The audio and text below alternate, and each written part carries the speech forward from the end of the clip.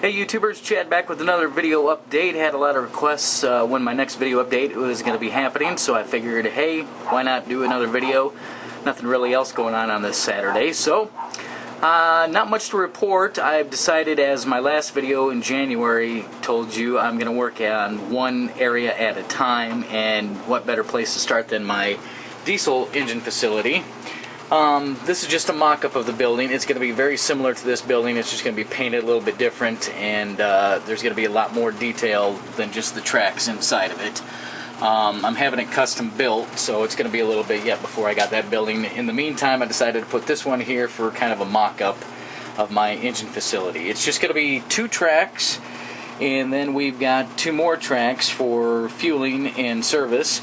And if you can see down in there, there is my fueling pad recently added. That's a Helgen kit that I bought and put together. It's got a neat little rack for MU cables and then fuel pumps along the way, and emergency shutoff valves for those fuel pumps. But it's going to be just perfect to go in between these 2 tracks here.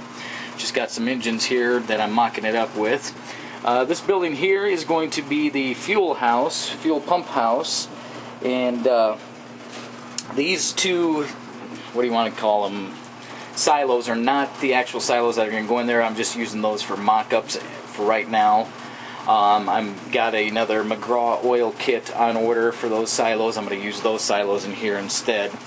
But that's just basically how it's all going to set up. I did something unique. I got a Bachmann sanding tower, and I didn't like the way the legs were, so I cut them off, and I'm using these little cylindrical, I guess you could call them culverts. They came with a Tyco car way back in the 70s. They're those things right there, and I just stacked them all together, and I glued the sanding tower on top. I think it came out pretty neat, and there's a safety cage ladder going up to the top of the sanding tower, so that's how it's working out. I like the looks of it.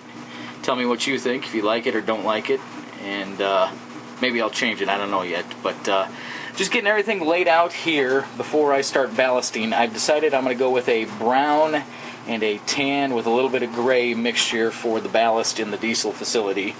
And probably for the yard, it's going to be kind of a black and gray mix out there in the yard. So I'm getting a little bit closer to doing some sanding, or some ballasting out there in the yard. Speaking of the yard, I'll show you some of the new cars I've picked up off of HO Interchange, Train Life, and a couple other places. Got these 2 UP cars off of HO Interchange. I picked up these 2 Railguns. That's the new release from Athearn. Those are pretty nice cars. I really like those. And those 3 lumber racks there I got off of HO Interchange also. And I also picked up that FURX unit off of HO Interchange also. That needs DCC yet and sound. That will be coming at as soon as my budget allows it, I guess you could say. And you can't really see them, but right there, there, and there are some plastic pellet hoppers that I also picked up off of HO Interchange. So I've been busy on HO Interchange and other places building up my rolling stock collection even more. I got half of my rolling stock up at the club layout here at the mall, but once I get that back home, this yard should pretty well be filled up. It's going to be great. My new layout, there's not much change with the bench work in that yet. I told you back in the January update that I was changing it up, cutting it back probably a foot. I've decided I'm going to go with 3 feet wide for my modules, and so that's what I'm going to end up doing, is cutting all those back for 3 feet wide. And then I've got all my industries, I think, pretty much that I want on it to do, because once I get it up and running, I want to start holding operating sessions with some of my fellow model railroaders around the area. I think it'll be fun. Every now and then I fill in at a gentleman's house here in town that holds operating sessions on Thursday nights, and let me tell you, his layout is awesome. It takes up his old basement, and it's very well detailed, and it is awesome. Hopefully one of these days I'll be able to get over there and record it for you guys and show you. It's a pretty neat thing. It's I believe he said 15 years in the making, so it's well worth it. But that's pretty much it for the update. That's all I've been doing. Like I said, this time around I'm going to focus on one area first, get that done, and then move on to the next area, and the next area, and the next area, and so on and so forth. So that's kind of why it looks like a tornado went through here, and I got stuff laying everywhere. I'm basically going to focus on this area first, get that to where I like it, and then move on to the yard, and so on and so forth, instead of trying to start and do 15 different projects at once. You know, I've gotten a lot of layout ideas the last few months. I've been doing a lot of YouTube watching. There's quite a few people I want to give a shout out to because they've helped me come up with some great ideas for my layout after seeing their ideas. I've taken some of their ideas, hopefully it's not copyright infringement, and I'm going to tweak them just a little bit to fit my layout. You know, that's the best way to do this hobby, is to get on YouTube, watch people's layout updates, see how they're doing things, and kind of just brainstorm in your head how it would work on your layout. That's what I found out works best for me. So I want to give out, now these are just the ones that I frequent a lot. There's way too many to list. I could do a whole nother video on just the guys that I, you know, study their channels and watch their layout updates and stuff like that. But I just got to give out a shout out to TN Shortline Fan. He's been, I've been watching his layout updates. He's got a nice layout. I've gotten a couple ideas off of him. JLWII 2000, James Wright, he does a lot of the detail aspect of things, and he tells you how to improve the detail on your layout, so I've been taking notes off of him.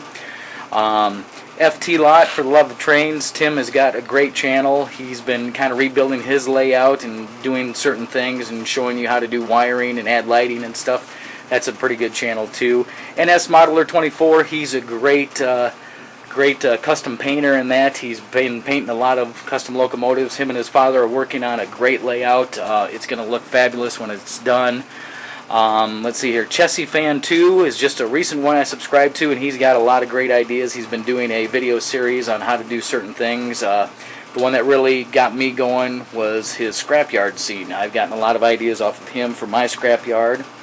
And last but not least, DJ's Trains. He kind of breaks it down, again, a lot like James Wright with the details and how everything works and everything runs together. So those are just some of them. There's quite a few more that I could list, but like I said, I don't want to bore you to death. But just get on YouTube and search, you know, model railroad layout ideas or model railroad layout, and, you know, watch if there's something that kind of interests you. Click on it and then you know, watch the video, but also pay attention to the sidebars over there on the other videos, because there's a lot of other ones that I've, you know, looked at TN Shortline Fans thing and watched his video, and then I went over to the sidebar and saw a couple other videos that I've ended up watching that gave me some other ideas too. So I mean, just don't focus on one in particular channel, just surf the web at YouTube. YouTube is a great resource for the model railroad hobby.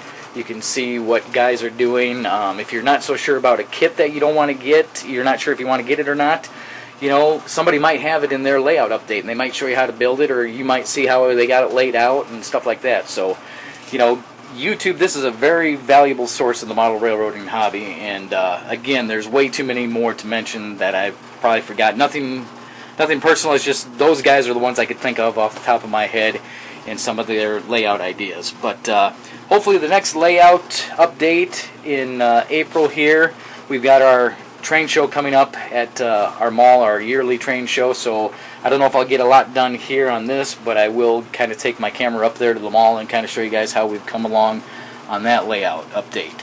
So again, thanks for subscribing, and if you subscribe to me, I'll subscribe back. You know, it's just a good, friendly neighboring system, you know, everybody's got here in the model railroad industry. So I'm done rambling now. I'll let you guys get back to surfing the net and finding other layout ideas and updates. So we'll see you next time when I do an update. I'm out.